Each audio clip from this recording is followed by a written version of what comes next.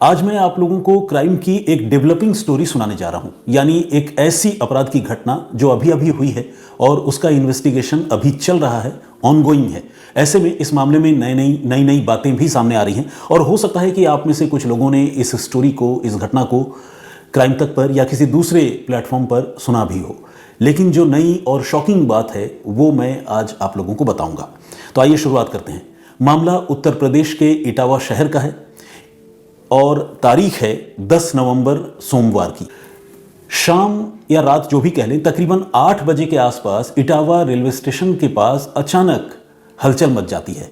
होता यह है कि मरुधर एक्सप्रेस ट्रेन जो रेलवे स्टेशन पर खड़ी थी, वो जब रेलवे स्टेशन छोड़कर आगे बढ़ती है तो थोड़ी ही दूर जाने पर ट्रेन का ड्राइवर ये नोटिस करता है कि सामने रेल की पटरी पर एक शख्स लेटा हुआ है, यानी वो खुद को खत्म करने की कोशिश कर रहा है। ऐसे में वो ड्राइवर फौरन ब्रेक लगाता है, ट्रेन रोक दी जाती है और गवर्नमेंट रेलवे पुलिस को इस घटना के बारे में बताया जाता है। पुलिस की टीम दौड़ती भागती हुई मौके पर पहुंचती है, रेलवे ट्रैक तक आती है और आने के बाद उस आदमी को वहां से पकड़कर उठा लिया जाता है जो आदमी रेलवे ट्रैक पर लेटा हुआ था।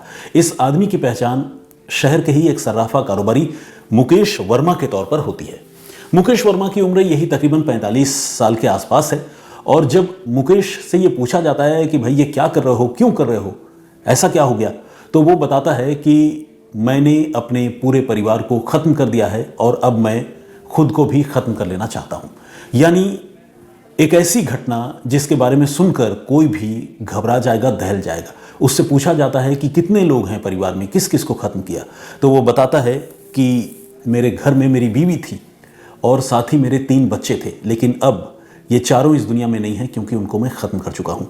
इसी के साथ वो एक नोट भी पुलिस वालों से शेयर करता है, उसके बारे में पुलिस वालों को बताता है और पुलिस वो नोट पढ़कर इस बात के लिए कंफर्म हो जाती है या इत्मीनान हो जाती है कि इस आदमी के सिर पर एक तरह से देखा जाए तो ये सिरफिरी हरकत कर रहा है, यानी सिर पर जो है आप कह सकते हैं कि भूत सवार है और उसने अपने पूरे परिवार को ख़त्म करने के बाद अपने लिए भी जो है कुछ वैसा ही फैसला किया है।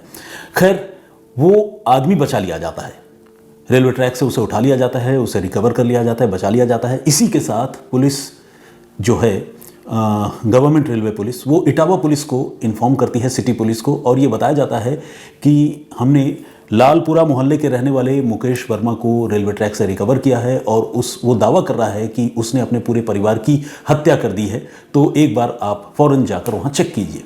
पुलिस की टीम फ़ौरन लालपुरा में मुकेश वर्मा के घर पहुँचती है और जाकर देखती है कि घर बंद है, ताला लग रहा है। किसी तरह से ताले को खोलकर पुलिस की टीम अंदर घुसती है, खोलकर हो या दरवाज़ा तोड़कर हो, जैसा भी हो, पुलिस की टीम अंदर घुसती है और अंदर घुसने के बाद वो मंजर देखकर सारे लोग, पुलिस वाले भी, वो घबरा जाते हैं। उस घर में जगह जगह लाशें बिखरी हुई हैं। एक लाश तो मुकेश वर्मा की बीवी रेखा वर्मा का है, जिनकी उम्र तकरीबन 40 से 42 साल के आसपास है। 22 साल की एक बेटी भव्या, वो भी मरी पड़ी है और इसके बाद 16 साल की दूसरी बेटी काव्या, उसकी भी मौत हो चुकी है, उसकी भी लाश घर में पड़ी है और साथ ही 10 साल का एक छोटा सा बच्चा अभिष्ट, जो मुकेश वर्मा और रेखा वर्मा का सबसे छोटा बेटा था, उसकी भी मौत हो चुकी है और उसकी भी लाश वहीं पड़ी हुई है। सीन ऑफ क्राइम को देखकर पुलिस को ये समझ में आता है कि इन सारे लोगों की हत्या जो है वो गला घोंट कर की गई है, क्योंकि गले में स्ट्रैंगुलेशन मार्क मौजूद है, गला घोंटे जाने के निशान दिख रहे हैं। हालांकि ये फौरी तौर पर ऐसा लग रहा था, जब इन्वेस्टिगेशन आगे बढ़ेगी और पोस्टमार्टम इन लाशों का किया जाएगा तब कहानी और साफ होगी। तो तफ्तीश आगे बढ़ती है और पोस्टमार्टम से ये भी पता चलता है कि ये सारे के सारे लोग, इनकी मौत बेशक गला घोंटे जाने की वजह से हुई हो, लेकिन सारे के सारे लोगों को खाने में नशीली चीज़, सेडेटिव या नींद की गोली, जो भी आप कह लें, वो दी गई थी। इधर मुकेश वर्मा, जो पहले ही पुलिस की हिरासत में है, वो पुलिस को सारी कहानी सुना रहा है। वो बता रहा है कि वो और उसकी बीवी, उन दोनों ने मिलकर ये प्लान किया था कि वो अपनी ज़िंदगी ख़त्म कर लेंगे, और लेकिन बाद में उनके बच्चों का क्या होगा, तो इसलिए फिर उन्होंने ये भी तय किया कि वो अपने बच्चों को भी अपने साथ लेकर जाएंगे, यानी उनको भी ख़त्म कर देंगे, उनकी भी हत्या कर देंगे। और इसी प्लानिंग के तहत उन्होंने पहले भी एक बार खुद को ख़त्म करने की कोशिश की थी, लेकिन कामयाब नहीं हो पाए और अब 10 नवंबर को भी उन्होंने कोशिश की, 9 और 10 नवंबर की दरमियानी रात को, लेकिन जब वो कामयाब नहीं हुए तो उन्होंने ये तय किया कि वो पहले नींद की गोली जो है पूरे परिवार को देगा और पूरा परिवार जब नींद में डूब जाएगा या नींद की आगोश में चला जाएगा तो फिर मुकेश पहले एक एक कर पूरे परिवार की जान लेगा और फिर मुकेश खुद को भी खत्म करेगा। मुकेश ये सारी बातें पुलिस को बता रहा है और जैसी जैसी बात वो बताता जा रहा है, सीन ऑफ क्राइम से पुलिस को वही वही चीज़ें मिलती भी जा रही हैं। नींद की दवाएं उनको दी गई थी, पोस्टमार्टम रिपोर्ट से ये भी बात साफ हो गई। घर में पिज़्ज़ा मंगवाया गया था, आधा खाया हुआ पिज़्ज़ा पड़ा हुआ था, खाने की दूसरी चीज़ें पड़ी हुई थी, सेडेटिव उसमें डले हुए थे, स्ट्रैंगुलेशन मार्क थे। तो सारी बातें जो मुकेश बता रहा था वो बातें हूबहू सीन ऑफ क्राइम से मेल खा रही थी, मिल रही थी। अब सवाल यह है कि इस परिवार ने इतना भयानक फैसला क्यों किया, क्यों परिवार ने खुद को खत्म करने जैसा दुस्साहसिक और गलत कदम उठा लिया। तो इसका जवाब भी मुकेश ने दिया। मुकेश ने कहा कि उस पर बहुत ज़्यादा कर्ज है और खुद उसके अपने लोगों ने, दोस्तों ने और सगे लोगों ने भी उसके साथ बहुत धोखा किया है, उसके लाखों रुपए हड़प लिए हैं। ऐसे में वो बहुत मानसिक तनाव में, अवसाद में रहता है और ये सिलसिला सालों से चल रहा है। यही वजह है कि वो अब इस सिलसिले को ख़त्म करना चाहता था। उसने पूरे परिवार की हत्या की और फिर वो आगे रेलवे स्टेशन की तरफ गया था। लेकिन ये सारी बातें बताने के बाद पुलिस उसको तो हिरासत में ले ही लेती है, क्योंकि उसने 4 कत्ल किए हैं। पुलिस इस मामले की छानबीन भी शुरू करती है, जांच भी करती है। लेकिन जब मुकेश वर्मा के सीडीआर की एनालिसिस की जाती है, कॉल डिटेल रिकॉर्ड की एनालिसिस की जाती है, तो पुलिस को कई शॉकिंग बातें पता चलती है। एक बात तो पुलिस को यह भी पता चलता है कि 9 और 10 नवंबर की दरमियानी रात को, या कहें कि भोर के वक्त में, ये 4 कत्ल हुए थे और मुकेश खुद रेलवे स्टेशन पहुंचा था 10 नवंबर की रात 8 बजे।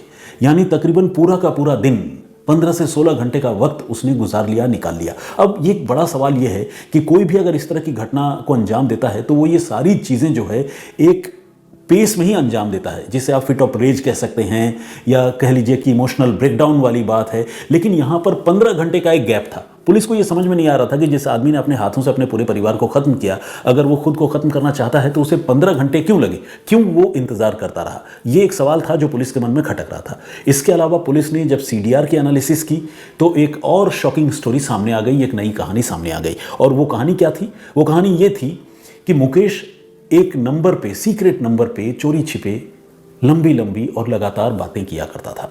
इसके बारे में ज़्यादा लोगों को जानकारी नहीं थी। पुलिस ने इस नंबर को लेकर अब मुकेश को कन्फ्रंट किया, उससे पूछा।